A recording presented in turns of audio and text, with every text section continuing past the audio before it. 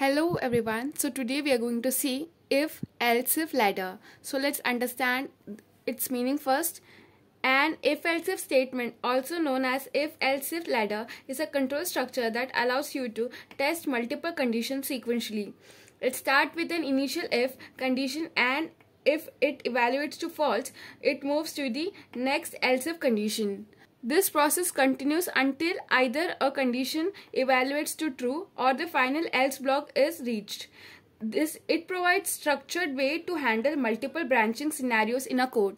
So if else if का ladder का ये यूज होता है कि जब तक हमारा कंडीशन मीट ना हो, हम अलग अलग इफ से एल्सिफ करके हम कितने भी एल्सिफ एक इफ के अंदर डाल सकते हैं अंटिल लास्ट में एक एल्स डालें.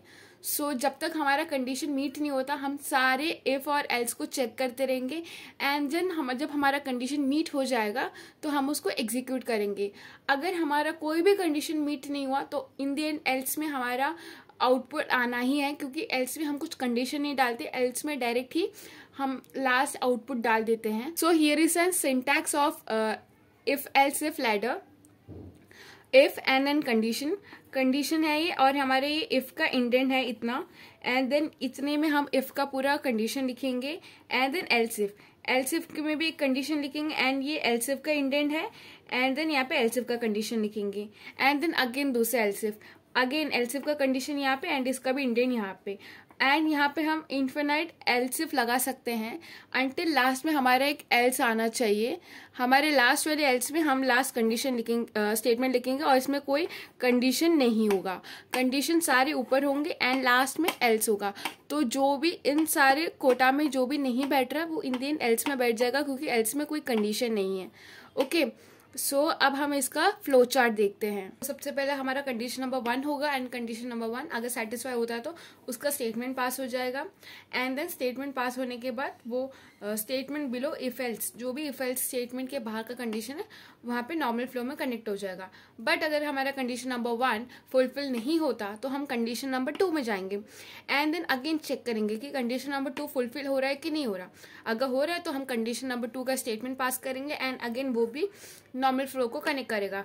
अगर हमारा कंडीशन नंबर 2 सेटिस्फाई नहीं हो रहा तो हम कंडीशन नंबर 3, 4, 5, 6 कितने भी कंडीशंस लगा सकते हैं, बट यहाँ पे मैंने ज़्यादा कंडीशंस नहीं लिए हैं. अगर हमारा कंडीशन नंबर 2 फुलफिल नहीं हो रहा तो हम लोग एल्स स्टेटमेंट में जाएंगे, वो एल्स की बॉडी को एग्जीक्यूट करेगा, and then statement below if else execute हो जाएगा. सो ये सारे कंडीशंस है. तो statement 1, statement 2 and else body. तो स्टेटमेंट 1 एंड 2 पिकी है तो उनके कंडीशन के हिसाब से वो एग्जीक्यूट होगा. बट जो भी स्टेटमेंट इन दोनों में एग्जीक्यूट नहीं हुआ, या फिर और जितने भी हम एल्स स्टेटमेंट लगाए उन सब में एग्जीक्यूट नहीं होगा, वो एल्स बॉडी में पक्का ही एग्जीक्यूट हो जाएगा. तो इसीलिए फिर हमारा नॉर्मल फ्लो में वो कनेक्ट हो जाएगा. ओके, अब हम इसका एक एग्जाम्पल देखते हैं, एंड देन हमें समझ में आएगा कि इसका फ्लो कैसा हो रहा है.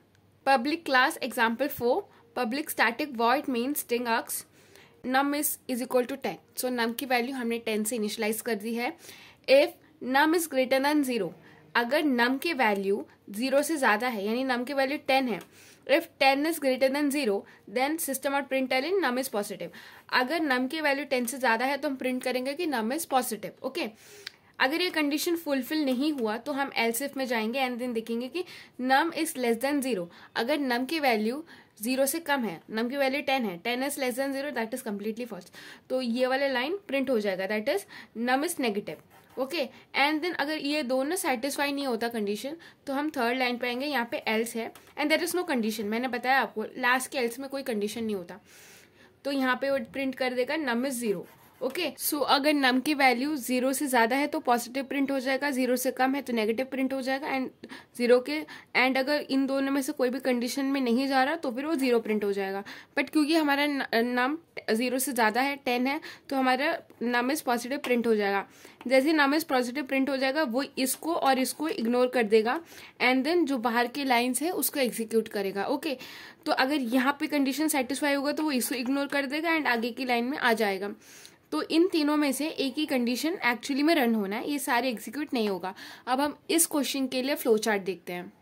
n is greater than 0, so and sorry this is num. So num is greater than 0, so num की वैल्यू थी हमारी 10 is greater than 0, that is true. तो यहाँ पे प्रिंट हो जाएगा num इज पॉजिटिव.